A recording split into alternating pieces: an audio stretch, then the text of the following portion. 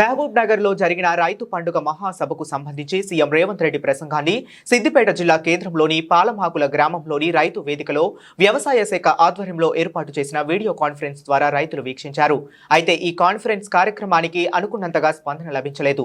Video conference లో ఖాళీ కుర్చీలు దర్శనమిచ్చాయి. రుణమాఫీ కాకపోవడంతో రైతు భరోసా రాకపోవడంతో రైతులు ఈ కార్యక్రమానికి దూరంగా ఉన్నారని ఊహాగానాలు వినిపించాయి. ఈ సందర్భంగా మహిళా రైతాంగ గంగవ్వ మాట్లాడుతూ ఏం సంబరాలు ఏం రైతులు అంటూ పండుగ అసహనం వ్యక్తం చేసింది. రైతుల పండుగ చేసుకోవడానికి ఇంకా సంతోషపడేది ఏంటంటే ప్రతి రైతుకు రుణమాఫీ జరిగితే అందరు రైతులకు ఇంకా సంతోషంగా ఉంటుండ్రి.